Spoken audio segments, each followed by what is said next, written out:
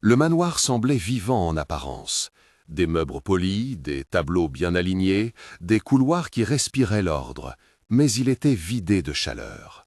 Vicente Almeida se tenait dans le grand salon, les mains croisées derrière le dos, regardant les rideaux mouvoir faiblement sous la pulsation d'une climatisation invisible. La maison appartenait à un homme qui avait tout et qui ne savait comment habiter ce tout. Les pas, les rires, les voix qui autrefois l'avaient rempli faisaient défaut. Là, dans le silence gonflé, il installa des caméras. Avant d'entrer dans l'histoire, si vous aimez ce type de récit, abonnez-vous et restez jusqu'à la fin pour savoir comment une promesse brisée peut devenir un pont. Les caméras furent posées en silence, dissimulées derrière des lampes, dans les coins du salon et de la petite chambre du bébé. Vicente avait insisté, prudence, sécurité, contrôle. Après des années à diriger des entreprises où l'on redoutait la trahison, il n'avait jamais appris à confier. On lui avait dit que la surveillance était un luxe prudent, il l'avait accepté comme une armure. Il se persuadait qu'il agissait pour Pedro, pour que rien n'arrive à l'enfant de Susana. Susana qui ne reviendrait plus. Susana qui, la nuit de son accouchement, avait eu des complications et n'avait pas survécu. On lui avait parlé en termes cliniques, et c'était ainsi que son deuil avait été contenu, en termes clairs, froids. Mais le vide, lui, restait chaud, et il le combla par des écrans. Camila arriva le lendemain matin. Elle portait un tablier sobre, des chaussures fendues à l'avant, et un petit sourire qui se retenait parce qu'elle savait. Elle savait que le regard du manoir était dur. Elle était noire, d'une peau qui prenait une lumière douce au lever. Ses gestes étaient précis, simples. Elle essuya le coin d'une table, arrangea la couverture de Pedro, donna à manger en geste sûr. Pedro la regarda comme s'il avait attendu ce visage. Son rire, quand il vint, remplissait l'air d'une promesse qui n'avait pas de prix. Vicente observait depuis la cuisine, derrière un verre de café déjà froid. Il se sentait étrangement déplacé près du berceau, maladroit pour des gestes qu'une mère aurait accomplis instinctivement. Camila, au contraire, savait. Elle appelait doucement le bébé Pedro, chantonnait des refrains sans emphase, et lorsqu'il se calmait, on voyait en elle quelque chose de loyal, de révérencieux presque, comme si elle remplissait en silence une dette morale. Les premiers jours furent une succession de petites scènes. La façon dont Camila replaçait une miette sur une assiette, la façon dont elle frottait ses mains avec du savon citronné, la façon dont elle parlait au bébé comme un secret à protéger. Vicente observait. Les caméras enregistraient tout. Il monta certains clips le soir, au salon, scrutant chaque tendresse, cherchant une faille, un geste suspect. Parfois, il surprenait des regards qui semblaient se croiser entre la nourrice et le bébé, des gestes innocents qu'il interprétait comme trop intimes, ou peut-être comme une usurpation de ce qui, selon lui, appartenait à la maison, à sa famille, à son nom. Une nuit, il vit quelque chose qui fit bouger son estomac. Camila, seule, s'assit près du berceau et retira une petite chaîne de dessous sa blouse. Le plan montrait ses doigts tremblants, puis un médaillon argenté qui brillait faiblement. Elle déposa le médaillon sur sa paume, referma les doigts, posa la chaîne contre son cœur en murmurant quelques mots. Vicente fit pause. Le visage de Camila se reflétait à l'écran, empreint d'une émotion que l'image ne suffisait pas à expliquer. Le soir venu, il sentit monter en lui une urgence confuse, curiosité, jalousie et une peur ancienne, qu'on lui prenne ce qui restait. La découverte du médaillon l'entraîna ailleurs. Quelques jours plus tard, en l'absence de Camila, il osa franchir une limite, fouiller son sac posé dans l'entrée. L'envie de savoir prit la forme d'une main qui ne tremblait pas. Il trouva des couches, une lettre plissée et une vieille photographie en noir et blanc aux bords rongés. Sur la photo, une jeune femme aux traits doux tenait une fillette par la main. À côté d'elle, un homme plus âgé, Joachim, il crut le reconnaître, souriait de profil. Sur l'arrière-plan, un couloir d'hôpital. Il prit la photo entre ses doigts. La colère, l'injustice et la trahison firent un nœud dans sa gorge. Lorsqu'elle revint, Camila trouva son sac ouvert. Elle ne fut ni surprise ni indignée, elle sembla seulement triste d'une blessure à laquelle elle était habituée. Elle ne cria pas, elle ne se montra pas humiliée par l'intrusion. Elle essuya une larme furtive et posa Pedro contre sa hanche. « Monsieur Vicente, dit-elle calmement, je crois que vous avez vu quelque chose. » La confrontation se produisit ce soir-là, devant la cheminée où une flamme basse rendait les murs plus apaisés qu'à l'accoutumée. La pluie tombait contre les vitres, un tambourin discret. Vicente, debout, tenta d'ordonner la situation par des mots secs. « Pourquoi avez-vous ce médaillon et cette photo ?» Camilla resta silencieuse un moment.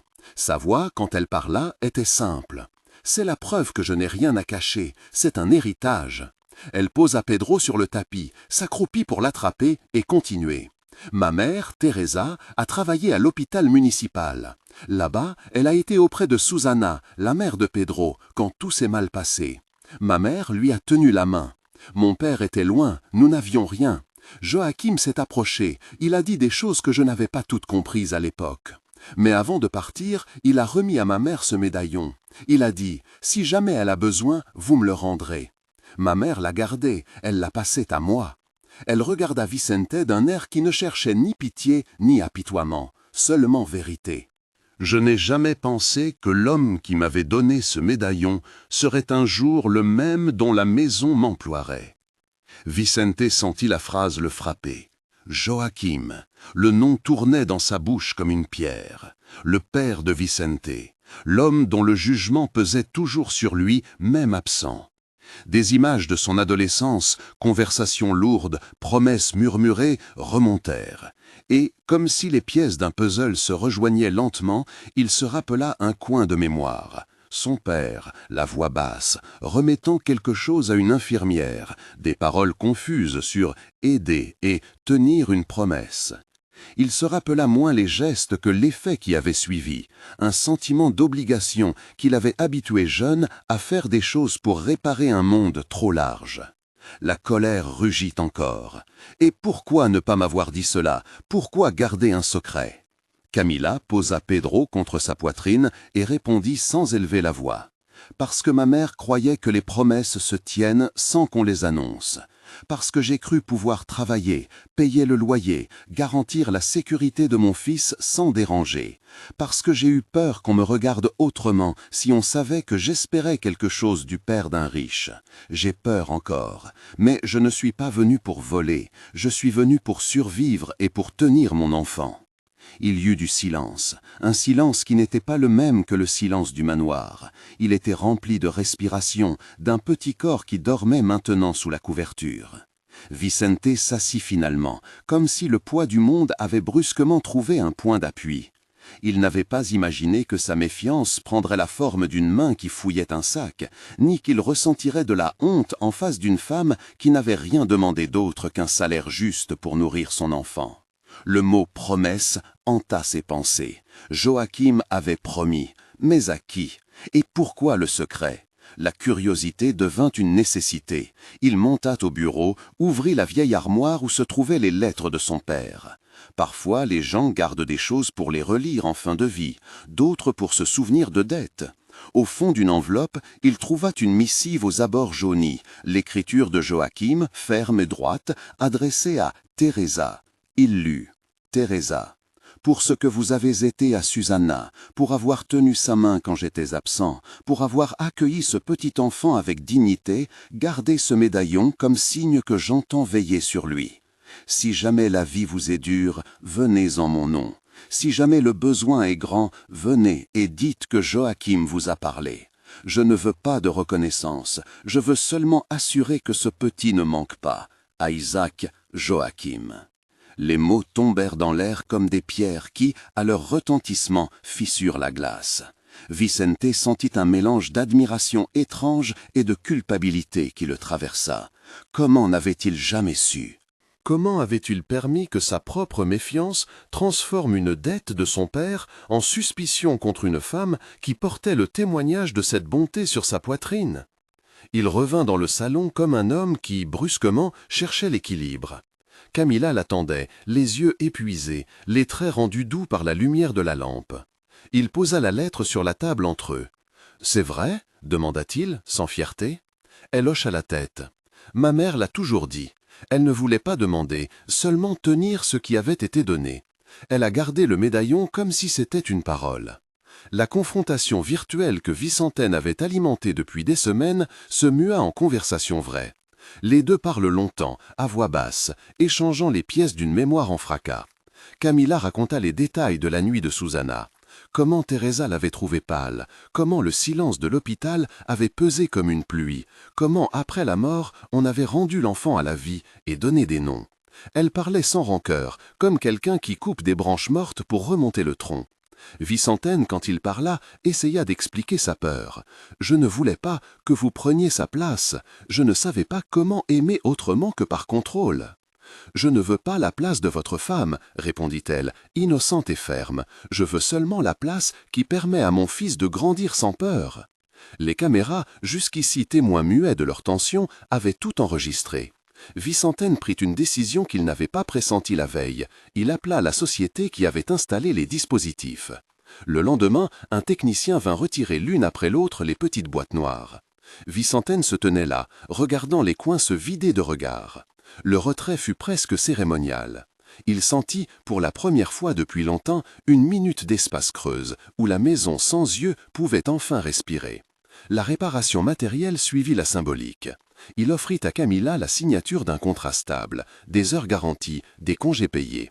Il mit en place une aide financière discrète, sans publicité, pour assurer la scolarité de Pedro. Mais il savait que cela ne suffisait pas. La blessure morale exigeait plus, une reconnaissance publique, timide mais ferme. Il invita Camilla à s'asseoir un soir et lui remit une enveloppe. À l'intérieur, des papiers qui prouvaient la mise en place d'un fonds au nom de Pedro, un compte pour ses études et une lettre écrite de la main de Vicentaine. « Je ne peux pas rendre ce qui a été pris, écrivit-il, mais je peux commencer à tenir la promesse que mon père a esquissée. Je ne l'ai pas fait, pardonnez-moi. » Camilla prit la lettre comme on prend un objet fragile. Les traits de son visage changèrent, d'une retenue en une émotion qui n'était pas des larmes bruyantes, mais qui mouilla les yeux. Elle accepta la main qu'on lui tendait. Leur relation se transforma, lente, pas par grands gestes, mais par la succession patiente d'actes constants. Des matins où Vicente apprenait à changer une couche sous la direction calme de Camilla. Des soirs où il restait pour entendre Pedro rire et apprit enfin ce qu'était la fatigue heureuse d'un père. Et puis vinrent les premiers pas. La maison, depuis quelque temps, avait repris des sons qu'elle n'avait pas connus depuis des années.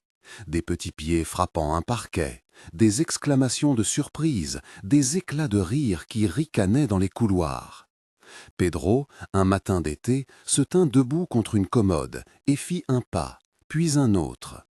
Vicente, qui était resté assis au seuil du couloir comme un spectateur tremblant, sentit quelque chose se défaire dans sa poitrine. Lorsqu'il se leva pour applaudir, Pedro loupait l'équilibre et tomba droit dans les bras de Camilla, qui l'enlaça sans colère, seulement la tendresse d'une mère qui sait que chaque chute est une leçon. Vicente se pencha, passa la main sur la tête du petit garçon, sentit les cheveux tièdes et la peau encore salée d'un sommeil récent. « Bravo, petit » murmura-t-il. Il n'eut pas à dire plus, ses yeux exprimaient ce qu'il avait longtemps refusé à prononcer. Au salon, sur une étagère, le médaillon argenté ne pendait plus au cou de Camilla. Il était posé dans une petite boîte en velours, ouverte. Vicente proposa timidement d'encadrer le médaillon avec la photo retrouvée. Ensemble, ils choisirent un cadre modeste et le posèrent près de la fenêtre où la lumière du soir venait le caresser. Le symbole avait cessé d'être un secret, il devenait un témoignage. Les semaines qui suivirent furent un travail quotidien. Les caméras furent définitivement retirées. Vicente remit son emploi du temps en question, apprit à se faire présent, non pas en surveillant, mais en participant. La maison perdit son brouillard d'isolement. Camilla reçut non seulement un salaire, mais la possibilité d'une sécurité, et plus tard, d'une formation. Pedro grandissait entouré d'une attention qui n'était plus en guerre avec lui-même. Un soir, alors que la maison était illuminée par des lampes douces et que la pluie martelait encore les vitres, Vicente trouva une autre lettre, cette fois écrite par Teresa et laissée parmi les affaires de Camilla.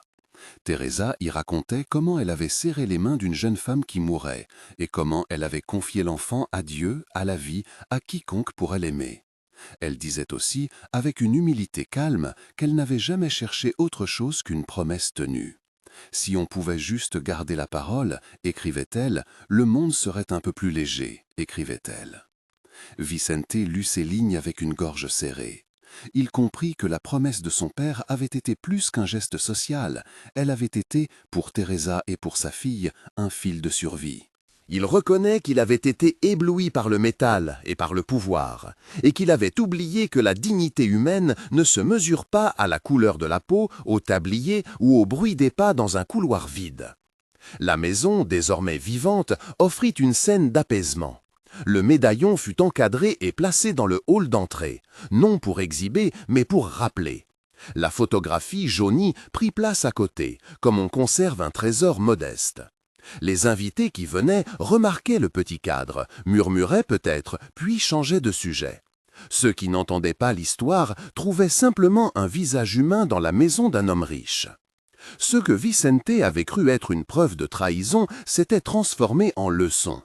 Il avait appris que la surveillance n'était pas sécurité, qu'une promesse oubliée pouvait, des années plus tard, peser sur les épaules de ceux qui n'y étaient pour rien, et qu'un simple acte de reconnaissance valait plus que des caméras bien installées. La relation entre Vicente et Camila ne devint pas une idyllique construction sans heurts. Il y eut des maladresses et des silences. Il y eut des moments où Vicente retombait dans son instinct de contrôle, mais Camila, désormais sûre de sa place, savait remettre chaque chose à sa juste mesure. Leur échange fut un apprentissage réciproque. Il apprit à écouter sans juger, elle à accepter l'aide sans perdre sa dignité. Un matin de printemps, alors que Pedro courait déjà en riant sur la pelouse, Vicente invita Camila et Teresa à déjeuner.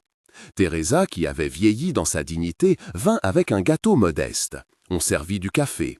On parla peu de richesse. On parla de pluie, de fleurs, des voisins. Le médaillon, visible derrière eux, scintillait faiblement sous la lumière du soleil. Et pour la première fois depuis longtemps, le manoir ne craignit plus le silence. Il le peupla d'ordinaire. La promesse, autrefois enfouie dans la poche d'un homme, avait trouvé une forme nouvelle. Non plus une dette honteuse, mais un engagement présent. Vicente, sans fanfare, organisa la mise en place d'une petite fondation locale destinée à aider des familles fragiles. Il ne fit pas de publicité. Il se contenta d'agir, et la maison offrit désormais à ceux qui en avaient besoin plus qu'un toit, une main tendue. Lorsque Pedro fit un pas vers Vicente, trébucha et tomba, puis se releva en riant, Vicente comprit qu'il n'y aurait pas de retour en arrière. Les ruines du passé se transformaient en pierre d'une route reconstruite. Camila, les yeux brillants, le remercia sans cérémonie. Elle savait que la vraie reconnaissance était dans les jours qui viennent. Un emploi digne, des études, des promenades partagées dans le parc. La dernière image que l'on garde de cette période est simple. Sur la cheminée, le médaillon encadré, la photo en noir et blanc à côté, et, dans la salle d'à côté, Pedro courant en cercle, suivi d'une voix qui riait. Vicente était assis près de la fenêtre, la main sur le dossier d'une chaise, observant. Il n'y avait plus de caméra pour confirmer ce bonheur. Il n'y avait que le bruit des pas, le tissu froissé, le son d'une vie qui s'emplissait lentement. Il sourit, enfin capable de laisser le silence parler pour lui.